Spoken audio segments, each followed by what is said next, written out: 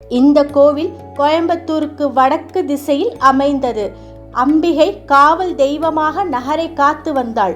கோவன் ஆட்சிக்கு பின் பல்லாண்டுகள் கழித்து இப்பகுதியை ஆட்சி செய்தவர் இளங்கோசர் என்ற மன்னர். அப்பொழுது சேர மன்னன் ஒருவன் படையெடுத்து வந்தான். அவனிடம் இருந்து நாட்டை காக்க நகரின் மையத்தில் ஒரு கோட்டையும் மண் மேட்டையும் கட்டி தங்களின் காப்பு தெய்வமான அம்மனை அங்கு வைத்து வழிபட்டார் இளங்கோசர். அந்த அம்மனே கோணியம்மன் ஆவர். முதலாக சிறிய கோவில் கட்டப்பட்டு அங்கே தெய்வத்தை பிரதிஷ்டை செய்து வழிபட்டனர். சில காலம் கடந்த பின்பு கோவிலை புனரமைத்து பெரிதாக கட்டி அதிலே புதிய மூலவரின் சிலையை பிரதிஷ்டை செய்தனர். இருந்தாலும் முதலாக பிரதிஷ்டை செய்யப்பட்ட ஆதி விக்கிரத்திற்கும் தனி சன்னதி அமைந்துள்ளது. இவருக்கு ஆதி கோணியம்மன் என்று பெயர். குடும்ப சிக்கல்கள் தீர இங்கே வழிபட்டால் அனைத்தும் நிவர்த்தியாகும் என்பது ஐதீகமாகும். இவ்வாலயத்தில் அருளும் கோணியம்மன் வடக்கு நோக்கி அருள்பாலிக்கிறார்.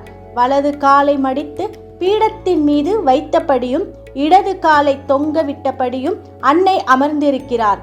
அவரது இடது காலில் அடியில் அரக்கன் சுருண்டு கிடக்கிறான். கழுத்தில் ஆரம் அணிந்த அம்பிகையின் முகம் சற்றே உக்கிரமாக உள்ளது.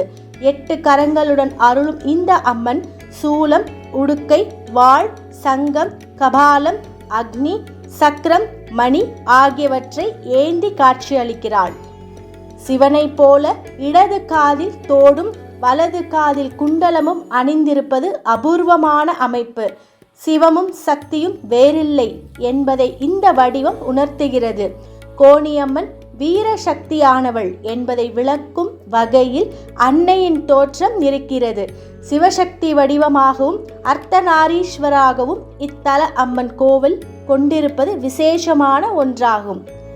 திருமணம் நடத்தி வைத்தல், தடைகளை நீக்குதல், பிள்ளைப்பேறு நல்குதல், பணியிடம் வாய்க்க செய்தல், செல்வமும் செழிப்பும் தருதல், வளமும் நலமும் வாரி வழங்கல் என்று அனைத்து வகையான பிரார்த்தனைகளையும் நிறைவேற்றி தருபவளாகவே அன்னை அருள்பாலிக்கிறாள். அம்பிகை சன்னதி எதிரே சிம்ம வாகனம் உள்ளது. முன் மண்டபத்தில் சரஸ்வதி, லட்சுமி, துர்க்கை ஆகியோர் உள்ளனர். இங்கு ஆடி மாதம் முழுவதும் ஊஞ்சல் உற்சவம் நடக்கும். அமாவாசை, பௌர்ணமி நாட்களில் விசேஷ பூஜை உண்டு.